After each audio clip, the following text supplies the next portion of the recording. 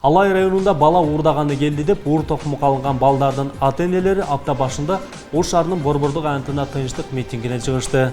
Орозонун календарын сатып барган угуусу начар балдардын аракетин айыл тургундары туура эмес түшүнүп, балдарды уурдаганы келишкен деп жемелөөгө алган. Бул окуяга байланыштуу бир адам камакка алынгандыгы да маалым болду. Учурда тергөө иштери жүрүүдө. Кырсык Кашкабактын ортосунда 5 май күнү Москвадан Мурманска багыт алган учак жарым саат өтпөй артка кайтып, 41 жүргүнчүнүн өмүрү кыйылды. Рамазан айындаоорлуу адамга боштондук берип, соттор дагы гумандуулук көрсөттү. 7 май күнү өтүшүп кеткен астма оорусунан жабыркап, абакта жаткан Мурат Суталинов эркиндикке чыкты. УКМКнын мурунку башчысы апрель окуяларындагы ок атууга айыпталып, 20 жылга эркинен ажыратылган болчу. Эркиндикке чыккан Суталинов дагы бир жолу кыргыз элинен кечирим сураган. Калган өмүрүн сыртта чыкпастан кыргыз дарыгерлеринин көзөмөлүндө өткөрөрүн билдирди. Ошондой эле кесипти туура эмес тандап алгандыгына өкүндү. Бүгүнкү күндөгү тынчтыкты, бейпил жашоону камсыздаган биздин ардагерлер эч качан унутулбайт. Бул апта ичинде согуштун ардагерлери эскерилип, ар биринин үйүнө барып, куттукташып, ызат көрсөтүлдү. 9 май өлбөс полк менен башталып, көзү өтүп кеткен, согушта курман болгон баатырлардын сүрөттөрү жүрүштө даңазаланды. Улуу ата мекендик согушта Совет эли 20 миллион жоокерин жоготкон. Ал эми Кыргызстандан 300 миңден ашык жаран согушка барып, 100 миңден ашууну кайтпай калган. Саламатсыздарбы, эфирде апта берүүсү, студияда Адыл Акжулуулу. 9 май салтанаты өлбөс полк ардагерлердин эркиндигине бүгүнкү чыгарылыштын жүрүшүндө кенен токтолобуз. Ал эми азыр күндүн темасына назар салып, студиябыздын коногу менен маек болот.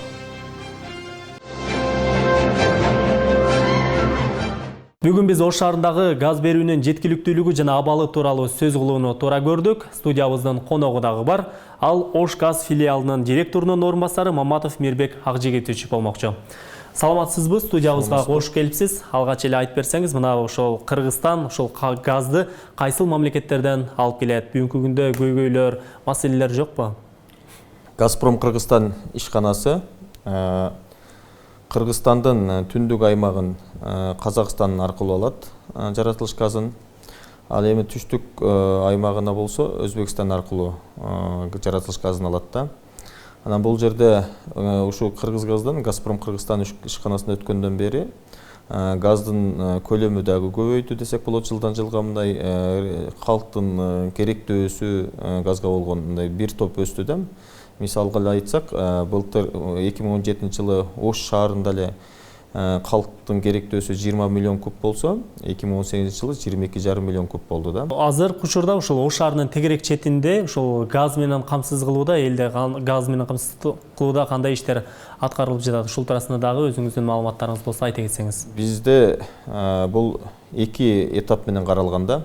Биринчиден Ош шаарындагы 900 километрден ашык газ түкчөсүнүн дээрлик көпчүлүгү мына жердин астындагы эң эскилиги жеткен 68 жылдан берки колдонуп келаткан газ түтүкчөлөр бар да. Мындай айтканда 50 жыл 40 жыл иштөө мөөнөтү, 40 жылдан 50 жылга чейин бизде 60 километр эскилиги жеткен авариялык абалда газ түтүкчөлөр бар. Биринчи ошол газ түтүкчөлөрүн алмаштырышыбыз зарыл. Андан дагы айтып кетсек, бул жерде бүгүнкү күндө эгер элдер ошо газдашырылган аймактагы жаңы конуштун элдери бизге кайрылса, арыз түрүндө кайрылса, биз аларга ошолордун төлөмдөрүн төлөсө, биз газ тартып берүүгө азыркы күндө деле даярбыз да.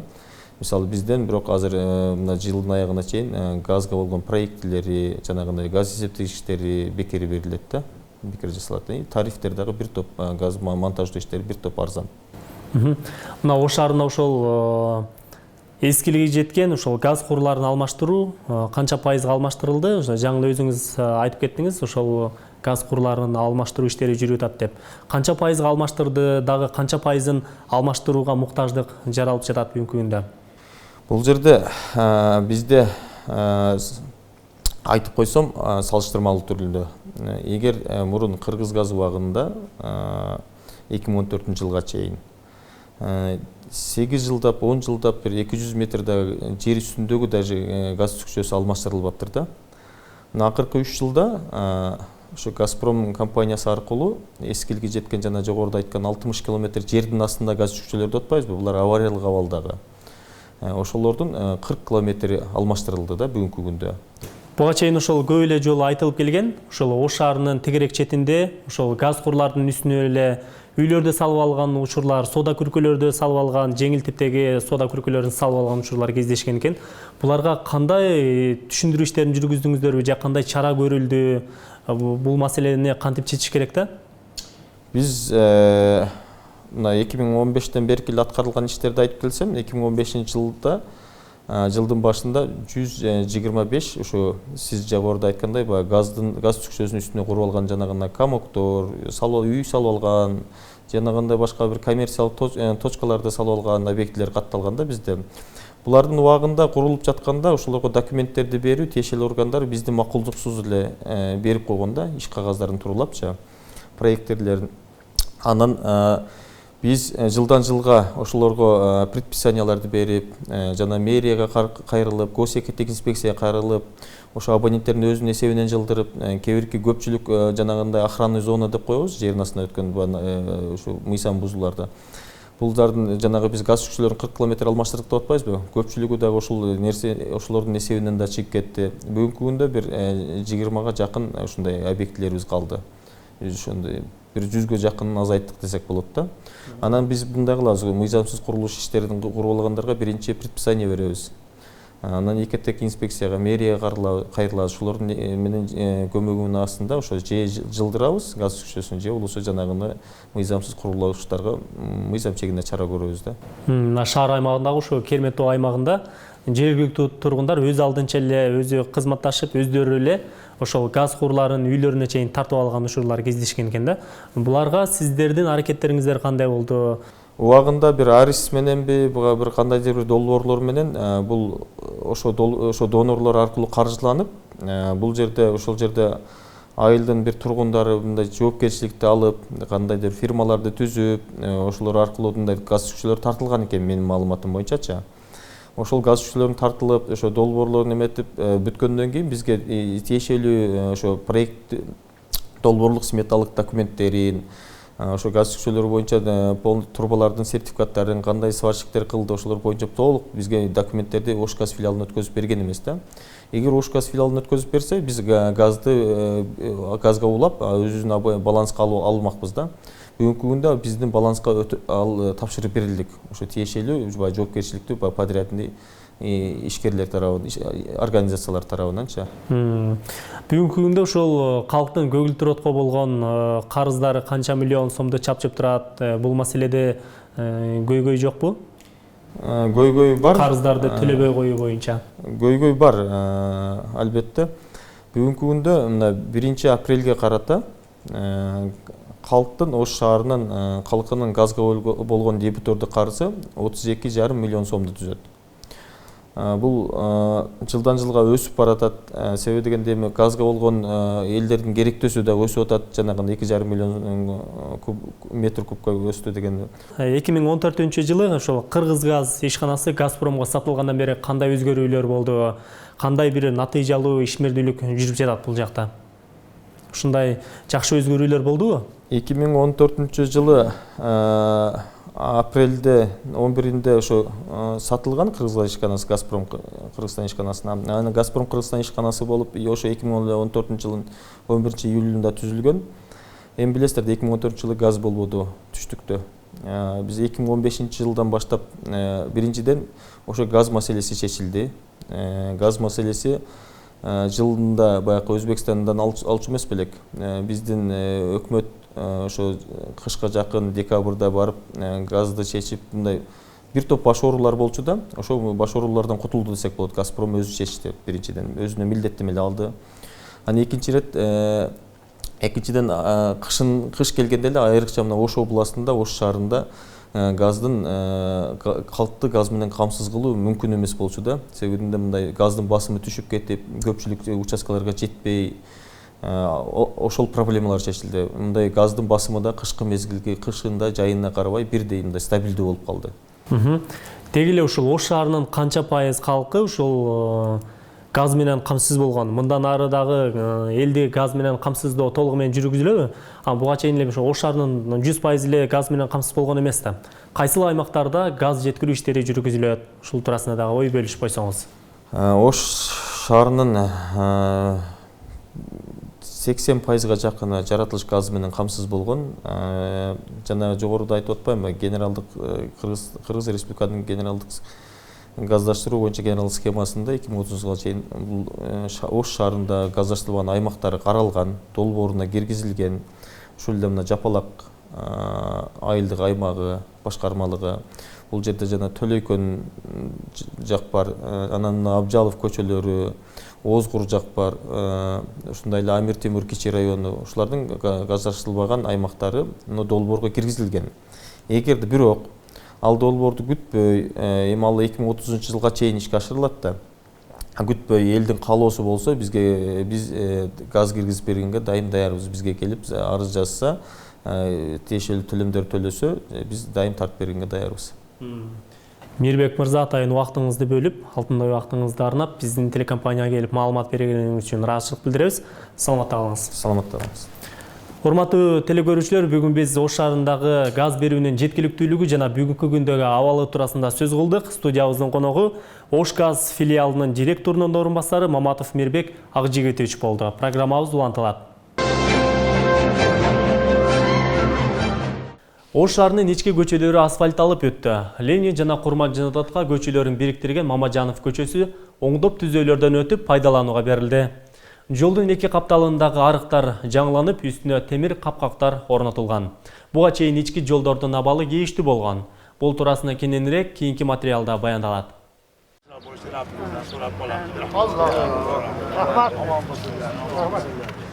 Ош шаарындагы Мамажанов көчөсү асфальттанып, жөө адамдар басуучу жолдор курулду. Жолдун эки тарабында суу өтүүчү лотоктор орнотулуп, үстү темир торлор менен жабылды.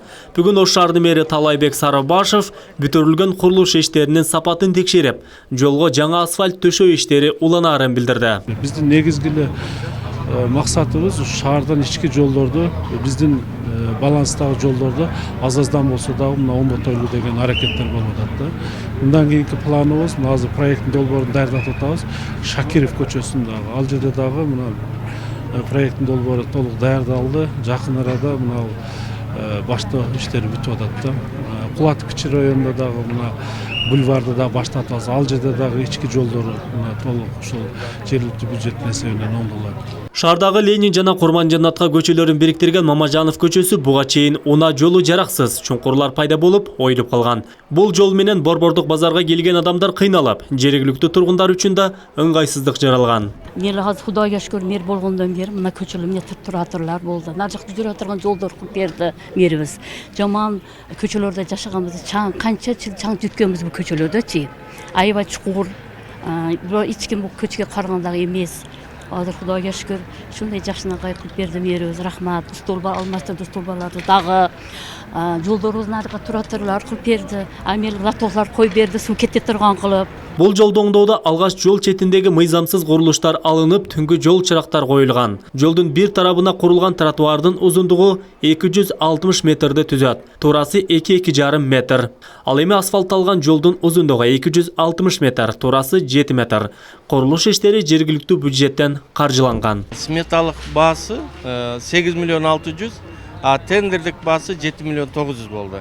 Амантур строй сервис деген осо утуп алган, ошолор бүгүнкү күндө толук бүтүрүп эксплуатацияга берилди. Анын эң өзгөчөсү эмне? Бул базар болуп туруп, машиналар аябай тыгын болот да бул жерде. Негизи бардык белгилер, жол белгилери коюлду. Бүгүнкү күндө эвакуаторду да койдук. Жаңы жолдун абалын текшерүүгө барган мэр канаттандырарлык деп тапканы менен ал жердеги көрүнүштө сынгалды. Мамажанов көчөсүндө унаа жана жөө жүргүнчүлөр. Мамажанов көчөсүндө унаа жана жөө жүргүнчүлөргө ыңгайлуу шарт түзүлгөнү менен жол боюндагы катар-катар тизилген соодагерлер жайы көрктү бузуп турат. Миллион сомдун тегерегинде пайда тапкан сатуучулар коро тегерегиндеги кооздугун карабайт. Мындан улам Талайбек Сарыбашев көрнөк жарнактарды бирдиктүү төс кылып, имараттардын сыртын оңдоого чакырды. Кыдыра мына жерлер бүт жасалсын. Базар тарапы жуандыр. Эми эртең мына madani borbor болуп атат. Туристтер келет. Бардığımız эле чет мамлекетке барсак, базарына кирип чыгайлы дейбиз да. Билинбеген менен эл келет да базарын көрөт. Канча деген адамдар ушундай эле өтөт. Анан миллиондогон акча таап атсаңар керек. Анан дөкөнүңөр жасап койбосуңар. Ош шаарынын унаа жолдорунун 70% начарап алды. Бардыгын толугу менен капиталдык оңдоп түзөөдөн өткөрүп, заман талабына ылайыктоо керек деген Ош шаарынын мэри да белгилеп өттү. Быйыл Ош шаарынын жолдорун оңдоого жергиликтүү бюджеттен 84 миллион сом бөлүнгөн. Ош тазалык муниципалдык ишканасынын кызматкерлери шаар ичинде рейд өткөрдү. Мында тиричилик таштандыларын таштап чыгуу жана жайгаштыруу үчүн түзүлгөн төлөмдөрдү төлөбөгөн жарандары менен сүйлөшүү жүрдү.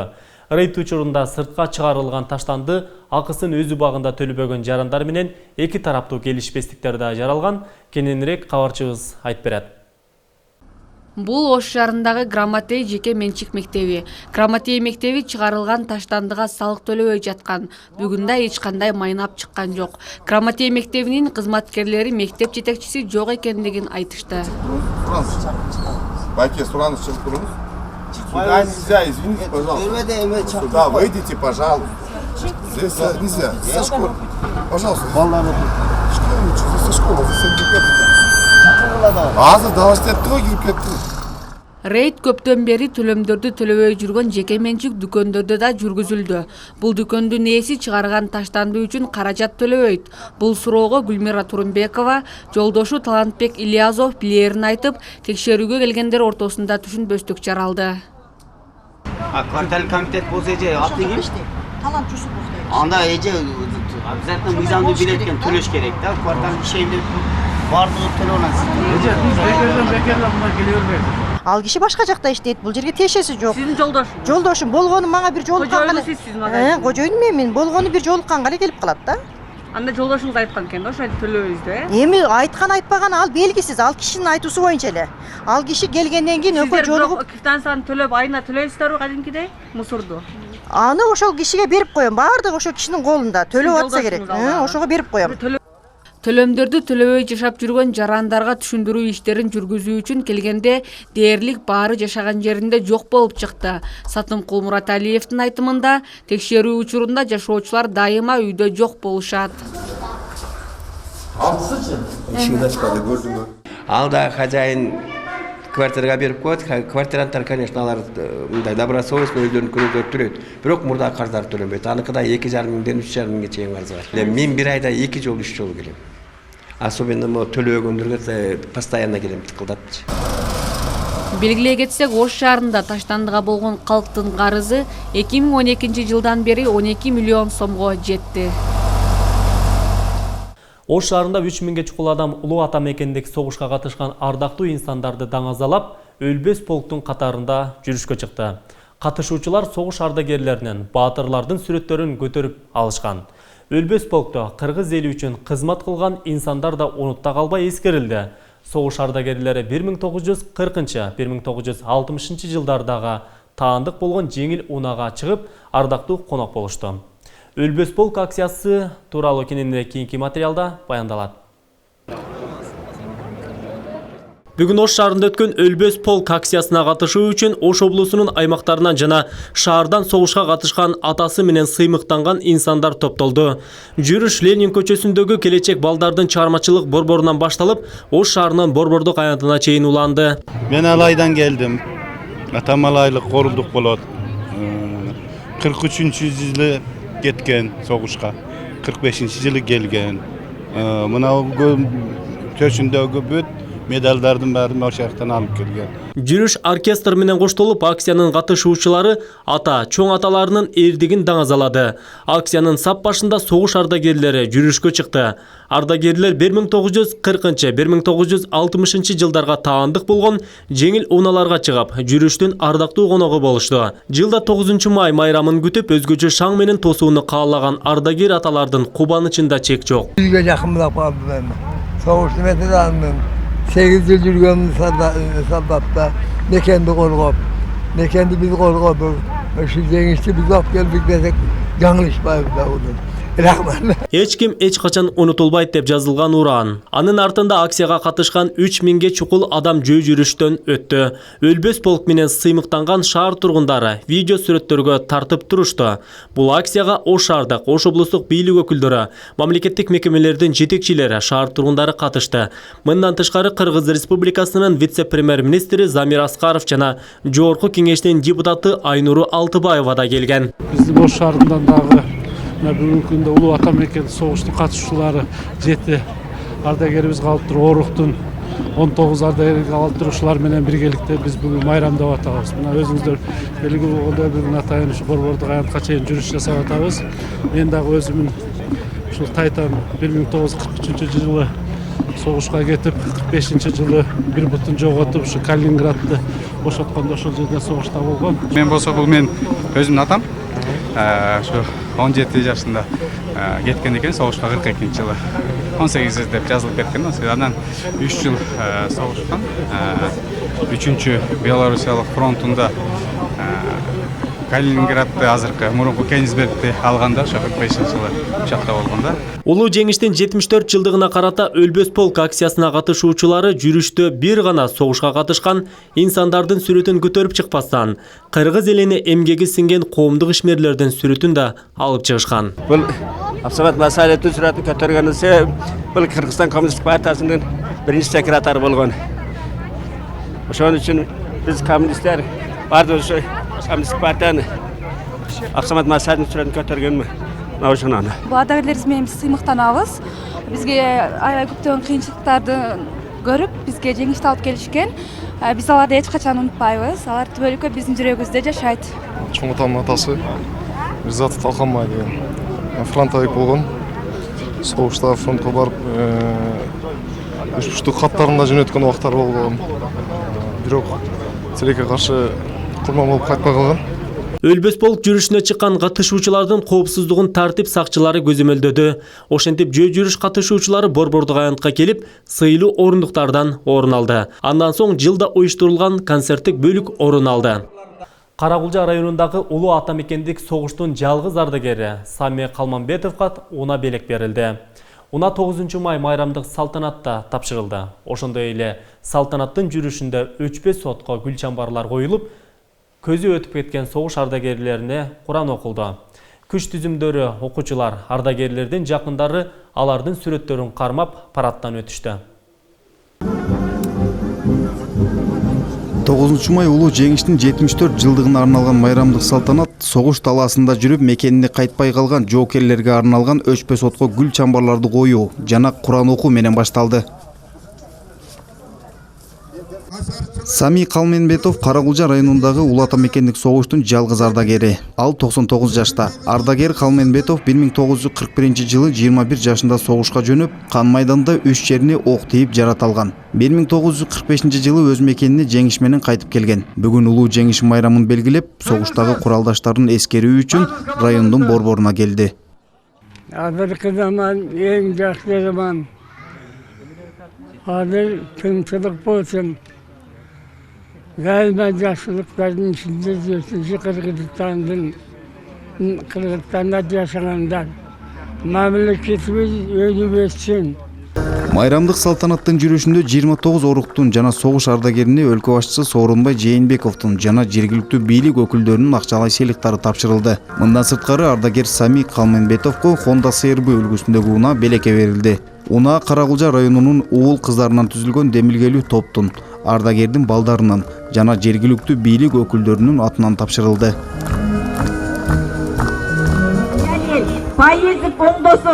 Ошондой эле салтанатта согуш ардагерлеринин сүрөтүн көтөргөн жакындары, күч түзүмдөрү, Ооган согуштун ардагерлери, мектеп окуучулары параттан өтүштү. Маскадыров Бекмамат, Субанов Алмаз. Айыл өкмөттөрдөн баштап президентибизге чейин өзүнүн сыйлыктарын бүгүн ушуга чейин тапшырышты.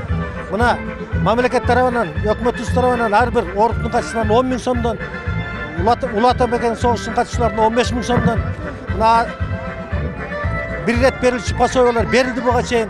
Майрамдык салтанаттын соңунда ардагерлерге, Ооган согуштун катышуучуларына сый тамак берилди. Анан bundan ушул абабыздын патасын алып коюп бул жерге ушу сый тамак уюштурдук. Ушу 40 адамга ошол жалпы демгечилердин сенен ошолордун арасынан уюштурдук. Анан эми мамабыз 99 жаш 100 жашка чыгып атат. Кезинде Карагулжа районунан 5000ге чукул жаран мекенди коргоо үчүн аттанып, 2,5 миң жоокер кайтпай калган. Улуу ата мекендик согуштун ардыгери Касымбай Жолдошев 94 жашта. Жолдошбай ата согуштан кайтып келген соң агартуу тармагына өнүктүрүүгө кошкон салымы чоң. Жолдошбай Касымбеков өткөн өмүрүн согуш талаасында жоготкон жакындарын эскерип китеп жазып келет. Кайраттуу чоң ата биздин чыгармачылык топко маек берген, эмесе сиздер ага назар салсаңыздар. Касымбай Жолдошев 1925 жылы Ноокат районунун Шаңкол айылында туулган. 1943 жылы айылдагы жоокерлерге кошулуп армияга жөнөгөн. Ошол учурда Советтер Союзуна жакындоо үчүн Япония Кытайдын Манчжурия провинциясын басып алган. Мында Советтер Союзу Кытайдын аракетин колдоп чыккан. Советтер Союзунан жөнөтүлгөн көп жоокердин арасында Касымбай Жолдошев дагы Кытай аймагында өз милдетин аткарган. Ошо Манчжурияны басып алып, Советтер Союзуна жакындайыш үчүн басып алган экен да. Анан ошол жерден бизге Советтер Союзуна согуш ашам деп турган мезгили болгон экен. Ошол жерде 10 миң квантовский тандалган армиясын койгон экен. Одна на всех мы за ценой не постоим. Бул учурда Советтер Союзу менен Германияда согушуп жаткан. Касымбай ата согуш учурундагы апаатты эстесе азырда көзүнө жаш алат. Жер жүзүндө адам баласына тынчтык гана керек деген ардагер согуш талаасында айласыз бейтааныш адамдарга ок аткандыгын айтат. Олар да адам да, биз да адамбыз. Согуштун эмне кереги бар экен? Ушу эки жактан болот, өлүм болду. Эми ушундай бир ой келет да ушу. Ушу согуштун пайдасы жок, зыяны көп нерсе экен да бул. Арбаңыз ава. Касымбай ата согуш учурунда көргөн күндөрүн эч бир адамга каалабайт. 2 жыл чөптү кайнатып, шорпо ичип, душман мизин кайтарып турган. Баш көз болуп, жакшылыктардын үстүндө жүрө бериңиз ага. Согуш бир ага. Согуш орабыз деп көп арыздандык, жөнөтпөйт. Силер согушта турасыңар, мына Япония эртеге киреби, бүгүн түнү келип калабы согуш. Силер согуштасыңар деп бизди ошол жерден жылдырбады. Ачка чөп жедик, 2 жыл чөп жеп жүрдүк. Ошо канаат кылдык, баса албай калдык, арыктадык. Согуш аяктаган соң мекенге кайтып айылдагы жокчулук күндөрдү көргөн. Бул учурда Касымбай ата агартуу тармагында эмгектенип, мал чарбасында жетекчиликтен эсепчи кызматына чейин которулуп, элге жардам берген. Касымбай ата согуштан жоготкон жакындарын ар дайым эстеп жүрөт. Алар үчүн өрүнөктүү өмүрлөр китебин жазган. Мында өткөн өмүрү жазылган. Немени биздин Герметоо мектебинин жалпы жамаатынын атынан Касымбай атанын сөзүн муюп, кызыгып уккандар көп. Мектептен мугалимдер, окуучулар келип куттуктап, эскерүүлөрүн жазып кетишет. Биз барган учурда Ош шаарындагы Герметоо мектеп жамааты келди. 7 мугалим иштейт биздин мектепте. Ошолордун атынан баары куттуктап. Ошо мен кичинекейимден бери эле чоңоюп, чогуу эле ошо атам колунда жүрөм да мен. Азыр өзүм Ошко көчүп келгенде, айылдан келгенде өзүм ала келип, ошол жерде өзүм карайм да. Касымбай ата учурда бактылуу каарылыктын доорунда, жазында Ноокатка барып, кыш келери менен шаарга кайтат. Чыгармачылык менен алектенип, согушта курман болгон досторун эскерип, чыгарма жазып, аларды балдарына белек кылган. Китеп окуганды адатка айланткан. Үйүнө келген конокторго акыл насаатын айтып, куру кайтарбай кол тамга жазып китебин берип келет. Азыр сиздер жума ичиндеги урунтуу деп табылган маалыматтар топтому менен таанышып алыңыздар. Биринчи кабаттагы мейманканада тынчтык жок. Көп кабаттуу үйдүн тургундары мейманкана сойкуканага айланып, балдарды сыртка чыгаруу мүмкүн болбой жаткандыгын айтып, Ош ТВ телеканалына кайрылышкан. Алай районунда бала уурдаганы келген деп 3 жигитти ур тепкиге алгандар мыйзам чегинде жооп берсин. 6 май күнү угуусу начар балдардын ата-энелери Ош шаарынын Борбордук аянтында митингге чыгышты. Өлкө башчысы Сооронбай Жээнбеков Шереметьево аэропортундагы каргашалуу окуяга байланыштуу орус президенти Владимир Путинге көңүл айтты.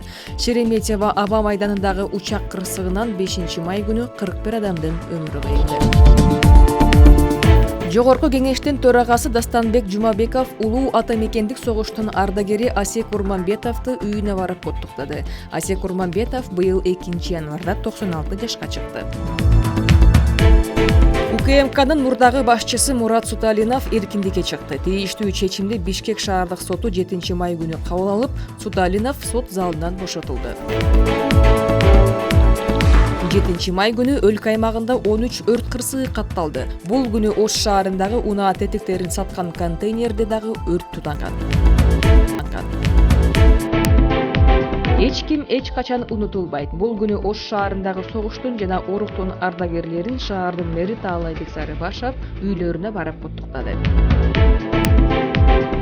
8 май күнү өлкө башчысы Сооронбай Жээнбеков улуу ата мекендик согуштун ардагерлерин үйүнө барып коттуктап, абалын сурап кайтты.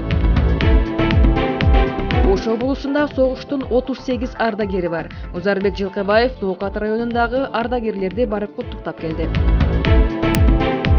Жаңы асфальт басылып, кеңейтилген жаңы жол 8 май күнү колдонууга берилди. Курулуш иштеринин сапатын бул күнү Ош шаарынын мэри Таалайбек Сарыбашев карап чыкты. Ал эми Ош шаарынын калкынын таштандыга болгон карызы 12 миллион сомго жетти. Бул күнү карызды өндүрүү үчүн Ош тазалык ишканасы тарабынан кезектеги рейд уюштурулду.